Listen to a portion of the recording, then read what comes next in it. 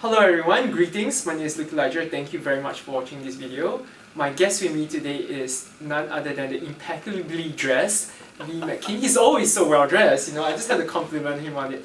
Thank you very much, McKean. Thank you for having me. Right, for coming onto my talk show as well as to agree to share with everyone your expertise as a hypnotist. Yes. Alright, you have been doing hypnotherapy for quite a while, Yes. and pretty well known in Singapore. Because there's not many of you around as well. I mean, how did you start out being a hypnotist and getting into studying hypnotherapy and serving people doing this? Yes. Because it's not something that most kids, when you're young, they'll think of doing. Oh, I want to grow up and be a hypnotist. It's so strange, Yeah. So tell us the story. Give us the lowdown on Sure. that. So it's a bit of a long story, but I'll cut it short. So what happened is that when I was 20 years old, my lung actually burst in my sleep.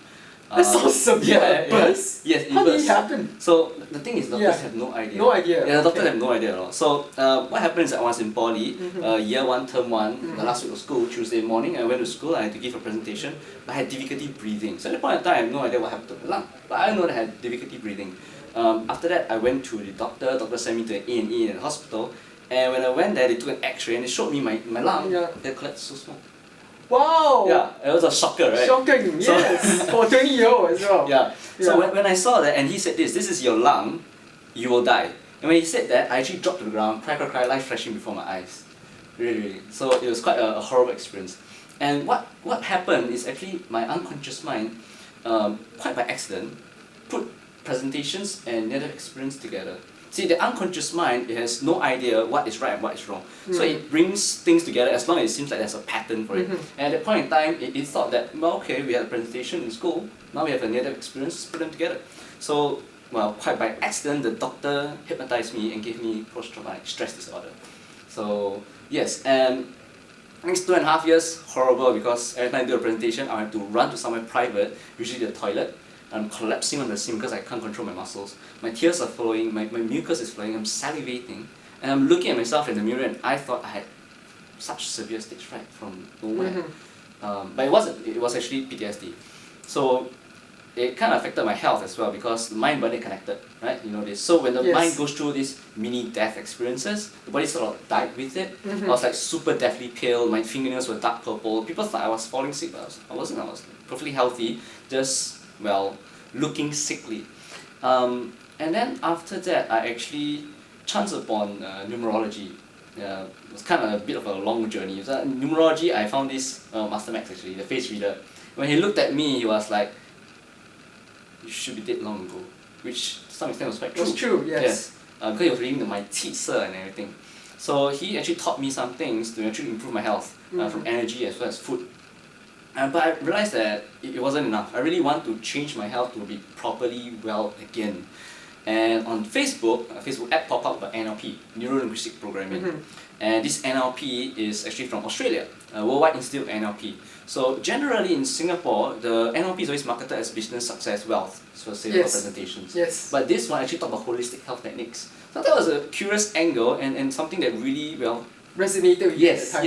Yes. So I did a bit of research and decided to go for it. And after I did the basics course, I did the master's NLP course, and I realized that core NLP is actually hypnosis. So then it got me thinking.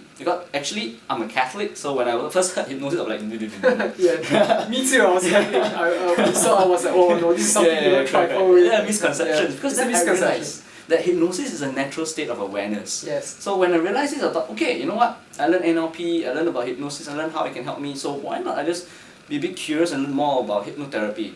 But I didn't want to learn the traditional hypnotherapy because traditional hypnotherapy is largely scripts. It's kind of like guided meditation actually. Yeah. So I learned conversational hypnotherapy from Hypnosis Training Academy. It kind of originated, I think, is in Germany. Yeah. And I did the course and it was amazing. So now I use my NLP skills and my hypnotherapy skills to help myself. Yes, in conjunction, and help myself to get rid of my well, not say get rid, but resolve and heal myself post-traumatic stress disorder, anxiety, grief, guilt, fears, phobias. A lot of stuff I had a lot of stuff with me. Basically your limitations that all the negative blocks that no longer serve you. This one clearing. And then hypnotherapy is a method to cease this. Right, people for the large part, they still have the misconception that they think hypnosis, they just visualize spinning circles and then I'm gonna be zombie, and they just think that they have no longer any conscious awareness of themselves, and they're being controlled, mind controlled, right, by the hypnosis. And that's actually not entirely true, it's not true. Right? And people also have they kind of mix, they don't get the difference between hypnosis and hypnotherapy. Could you explain a little bit more between the two and clear up any doubts that people might have about being fearful of what hypnosis is? So in fact, the movies is really just movies. They're highly exaggerating for the drama effect. So mind control doesn't really work. So now the thing about hypnosis is that, first of all, like going back to the doctor, one of the criteria is that it has to be from authority. So a doctor has medical authority, therefore the doctor can so-called hypnotize or influence the patients. So other people with authority would be like teachers, parents to children as well, and in fact your own self. You have your own authority over yourself. So the words that you say is actually influencing you in that manner. Now the next thing is that you cannot hypnotize someone against the ethics or values. So if you do not want to kill anyone, I cannot hypnotize you to kill someone. In fact, there was this very famous hypnotist in the past, Milton Erickson, and what he did is this: he did an experiment. So he's a doctor, and he was hypnotizing Nurse A and trying to slap Nurse B. So Nurse A doesn't like Nurse B. He was trying to hypnotize Nurse A to slap Nurse B, but what Nurse A said is this: Doctor, if you try to tell me one more time to slap her, the only one getting slapped is you. It's true. So her own ethics and values is that she cannot and will not slap someone for no reason, even if she doesn't like the other person. So you can't hypnotize someone against the ethics of values. So mind control doesn't really... They still control their conscious free will. Yes. And during hypnosis, actually, is what you see in movies is always deep sleep, and it's like the person is not aware of anything. It is, well, a little bit of truth in there, but actually a lot of hypnosis occurs when the person is aware of the surroundings as well. Right, so basically hypnosis is a very deep state of relaxed state of trance, or it's actually meditation, like you said, right? But it is a different facet of meditation, and that's when you can really delve into the subconscious and remove all the blockages and negative limits that no longer serves us. And it's not just removing as well, we want to replace with something positive. That's a good point. Think of it this way, let's say there is a rock, right? In this ground there's a rock here. You remove the rock, but there's still a hole there. And if you don't put something positive inside there, what will happen is that the unconscious mind says, well, we had a rock in there. It was better than empty, so let's place the rock. So let's put the rock back. So that's what happens. So you can't just remove. You just can't remove anything. You have to put something positive in there. Okay, so what exactly is hypnotherapy versus hypnosis? When do you use the term hypnosis, and when do you use the term hypnotherapy? Okay. So in fact, under hypnosis there are a few branches. The first, of course, is self-hypnosis, where you hypnotize yourself. Think of it as it could be like meditating yourself. It could be even praying. It could be meditation, praying, and there's one more, daydreaming. It's actually a form of self-hypnosis as well. The next one is actually hypnotherapy, which is using hypnosis to do therapy for somebody else, heal somebody else, basically. The next one, which I don't really do so much, is really stage hypnosis. So basically, what's stage hypnosis, right? The hypnotist is on stage and is hypnotizing like 5 or 10 people in front of a live audience. A little bit more of education or entertainment. Straight hypnosis is the last one, which is the most difficult, because you just walk up to a stranger, says, "Hi, I'm a hypnotist, can I hypnotize you?" And then you hypnotize the person on the spot in the streets. So that one again is a bit more of entertainment, less on education. So actually, wouldn't you say very good salespeople, in a way, when you're very engaging and charismatic, they are in a way actually hypnotizing their audience to captivate them to buy their products or services, right? So everyone, and like what you say, we all self-hypnotizing, because when we daydream, we enter a state of trance, and we also, so everyone's doing it. It's actually a very natural state that we all do. It's just that Hollywood has done us service and really it's drama, you know. They have to up their sales, right? They have to. They do. Could you give us an example of a client that came to you and who you helped him or her? Yeah, sure. So there was this client came to me a few months ago, and it was really cool because she wanted to work on procrastination. And my hypnotherapy is usually 1 hour, and procrastination is something that can be done in a few minutes. So in fact, she actually worked on 7 issues in total in that 1 hour. Now it is a bit rare in a sense, but it's quite possible. Just sidetrack a little bit, average people come to me, it actually resolve about 2 to 3 issues in that 1 hour. So anyway, she worked on procrastination and a few other things, which are a little bit more emotional issues like grief and guilt and stuff like that. The interesting fact is that she was actually a stay-at-home mom with 2 kids, and she worked on procrastination, And a few months later, she actually opened a cafe. Pretty cool. Just one session even, it's like... Just after one session. Just after one session, that's pretty cool. This huge transformation. Yes, it's really amazing. Right. Life's changed. So I have some issues that I want to work on. Sure. I have a fear of insects, for example. I mean, that's a pretty common fear for most people, right? Don't really like bugs or creepy crawlies. And I mean, I'm not extremely terrified, but I prefer not to. They do give me a bit of a shock sometimes. So how would you go about helping someone like me to get rid of this phobia? Yes. So what I do is actually conversational hypnotherapy. So just to split what the two differences of hypnotherapy. One is the traditional hypnotherapy, and the other one is the conversational hypnotherapy. So the traditional one is basically kind of like meditation, or rather guided meditation to be precise. And it's usually involved, what you see in the movies, which the person is sleeping and then the hypnotist is actually saying something. Guiding them through. Yeah, guiding them through, relaxing the whole body, finding the confidence, the power inside them. What I do as a conversational hypnotherapist is that I work directly with the problem straight away. So it's more client-oriented. So for a demo here, if you would, if you could feel the fear right now, you feel the fear, where do you feel that fear of insects in your body? It's in my heart and in my gut. In your gut? So it's like, is it together or is it separated? It feels concurrent. Concurrent, yes. Okay. Does it feel like the one in the heart and the one in the gut are actually the same fear, or are they actually different, the fear of different things? Just curious. I would say they're the same, and also I'm starting to feel a little bit on my toes as well, like the cockroach is going to run across. Okay, cool. So on a scale of 1 to 10, where 10 is really fearful, what's the number? It's about 4 or 5. 4 or 5. So on a scale of 1 to 10, where 10 is really fearful, it's about 4 or 5. Okay, and this 4 or 5 is for the heart, the gut, as well as a little bit on the toes. Yeah. Excellent. If you could just focus on the fear for a moment and trusting your unconscious mind to have a symbol to represent this fear, what would that symbol be? Filth. Dirtiness. Filth, dirtiness. Okay, what kind of filth and dirtiness do you see? Like sewage and gutter. Okay, and is there any color? Yeah, it's like murky brown. Murky brown, right. And does it have any form or shape, or is it just? I think bacteria. I think like organisms. Organisms. Yeah, like. Okay, good. Yeah, right. So right now I want you to. Okay, and by the way, one more thing. Is it inside your body or outside your body? This symbol that represents your fear. Yes, it's actually internal. I feel it's not on the surface. Yes, it's inside your body, right? Okay, good. Yes. In that case, if you could just for a moment take out that filth that represents the fear and put it in front of you, so that we can have a conversation with it. Right? Okay. Is it out? Yes, out. Excellent. Good. So I want you to ask this symbol, what is your positive intention for me? And trust me, unconscious mind, first answer pops up. Okay, so I'll tell you what I consciously felt. Well, I asked it, and it said to me, it's just a negation, like a contrast of, and it needs to exist for me to understand what purity or what sterile or cleanliness means. Interesting. Interesting.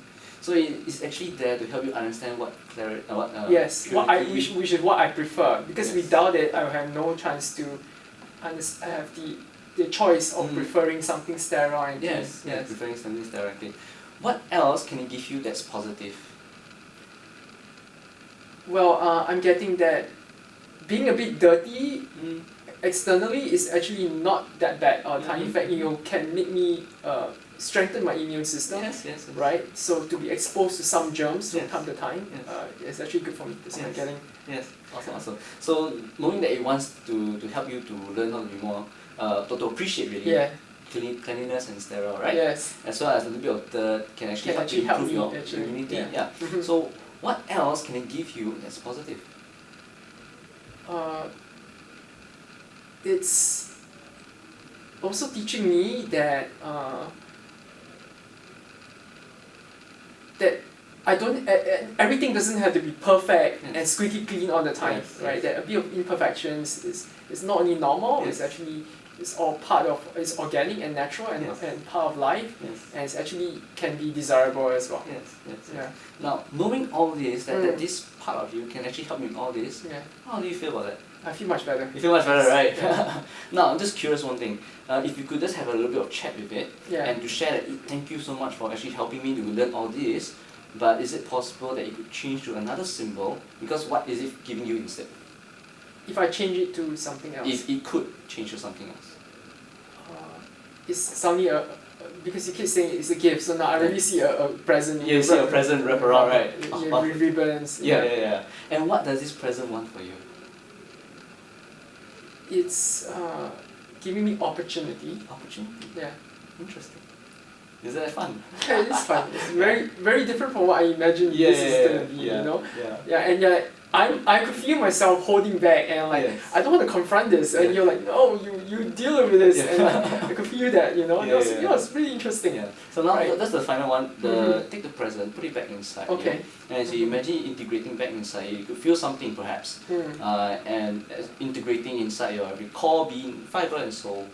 And once you fully integrated, you can come back out of your process. Alright, that's much simpler than I thought, you know. It's, yeah. So now on a scale of 1 to 10, where's the fear now?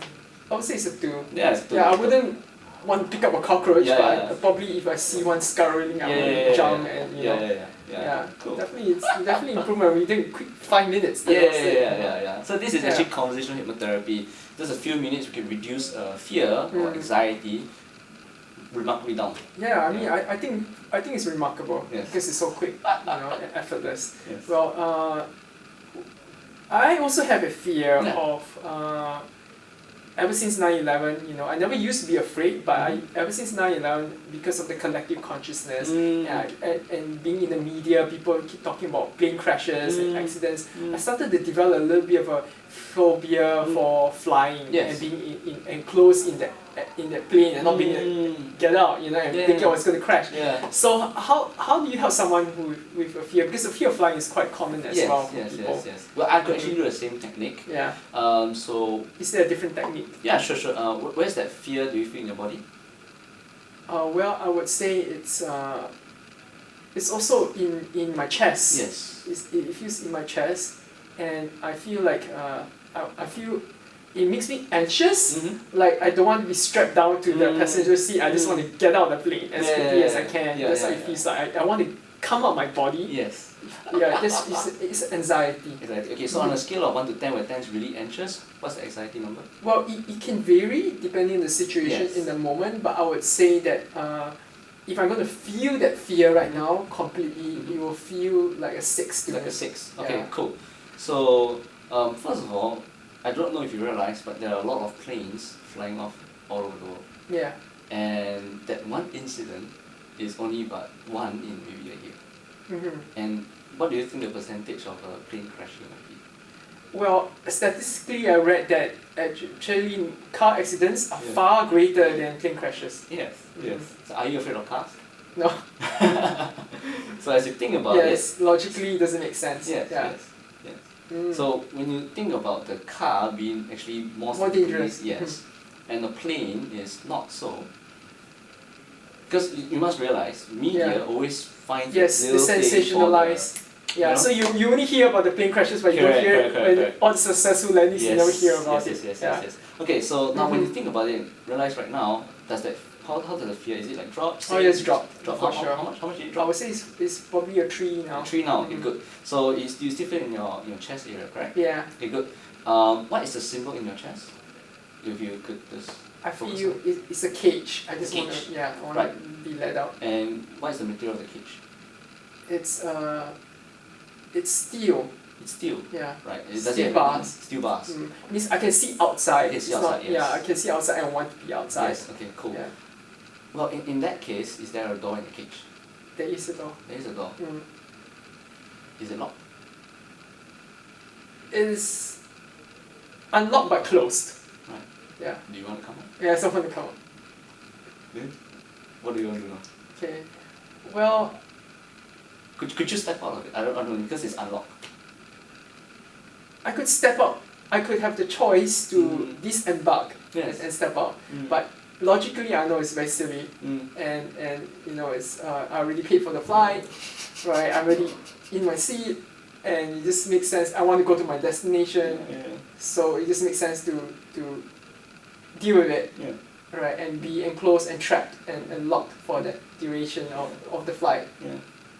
Because honestly, sitting in the airplane, especially if you're flying economy or coach, is not the most comfortable experience, right? You don't have much space, and so it's not just about probably my fear, at least for me, is also a bit of a claustrophobia. Okay, so fear of enclosed spaces combined with the fear of likelihood of the plane crashing. Okay. So now there are two fears. There's two fears now. Okay. Yeah, it's only when I'm talking to you then I realize that actually a bit of claustrophobia. Okay, cool. Yeah. So this one. So are you still in the cage? I am. Okay. Is this the fear of flying or the fear of claustrophobia? I would say now it's less the fear of flying. Yes. Because we've addressed that. Yes. But definitely the fear of being enclosed and confined. So the fear of being enclosed, on a scale of 1 to 10, what's the fear like? Now you're solving 3 fears in 2 minutes. That's awesome. I would say it's also about 5. About 5? Yeah. Okay, good. Yeah. Right. If you could take that fear in your chest Yes. and push it down to your gut, Mm-hmm. and as you push everything down to the gut, Yes. tell me what happens. It seems to have dissipated very slightly because it had a chance to move. There's movement rather than being stuck and confined, right? Yes. So I do feel that if I had the chance to stand up or move around, that fear will disappear. Yes. Yeah. So now it's in your gut, right? Yeah. Is the symbol still the same or has it changed? Well, right now I'm also thinking I feel it mentally as well. You feel it mentally? I feel it mentally, and it seems to have it seems to be telling me that it's completely irrational because it's just I know that there are people around me and I'm not being confined. I still can walk to go to the toilet and move about. This is the idea of being enclosed in a plane. Correct. And for those couple of hours or the duration of the flight, it's just the idea. It's also a mental thing, and knowing that completely is illogical. Right, but it's just, but it still exists. Correct. It's a mental. Correct. So now so where's the fear now? Is it like in your stomach? No, it feels like in so not no, I feel okay. I still feel it here. Yes. But it seems to be shared with the mind shared now. with the mind. Okay, good. So we'll just leave it there for a moment. Okay. What is the symbol like now in your gut? Is it the same or is it different? I see a straight jacket. You see a straight jacket? Yeah. Okay, cool. It's changed. Okay, good. So I want you to ask the straight jacket, what's your positive intention for me?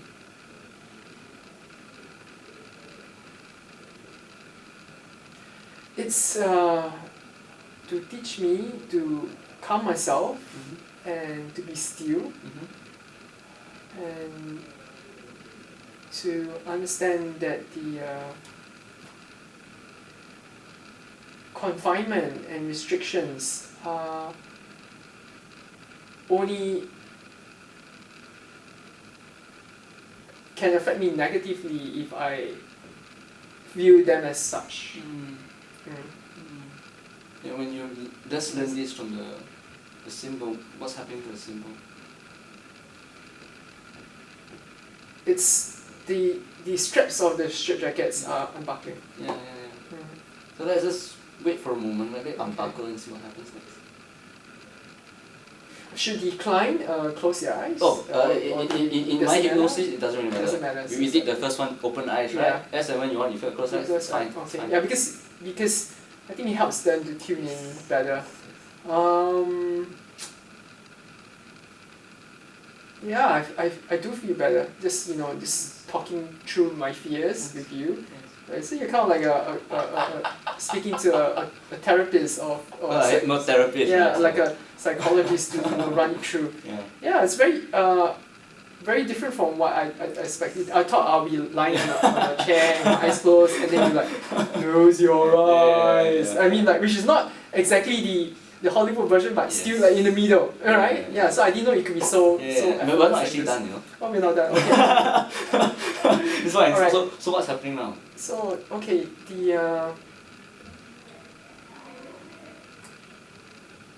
I feel like I feel I'm ready to come out of the straight jacket. I'm the one who at first I thought it was done to me, but now it feels like I'm the one who created the straight. I read myself, so I can undo it.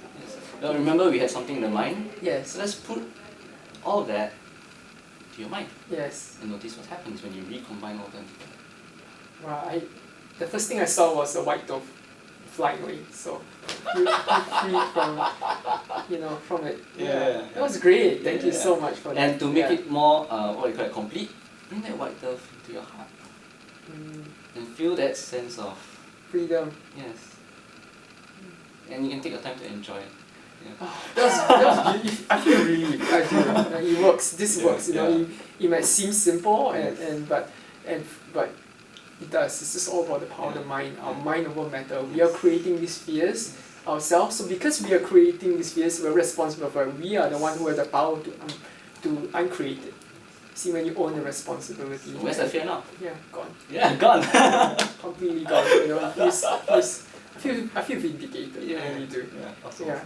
McKing, yes. Thank you so much for this demonstration. I'm sure it was very beneficial for people watching because these are fears that lots of people also encounter in their lives. So if you have any of your own fears and phobias that's unique to you that you want released, hypnotherapy is a very legitimate and easy form of therapy. Like he said, in an hour you can actually clear and resolve many issues as you solve for yourself. A few minutes, right?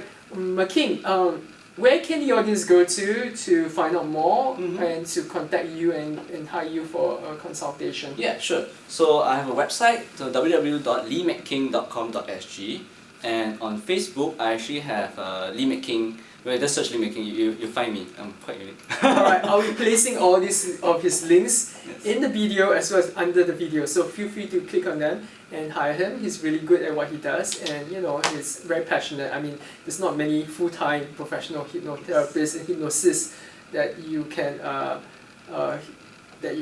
I don't really, actually, other than you, I don't really know any hypnosis. Yeah, we are quite a handful. There's not a lot of us. There's not many of you. Yeah, exactly. So so thank you again for coming onto my talk show and sharing with them. This was very interesting and educational.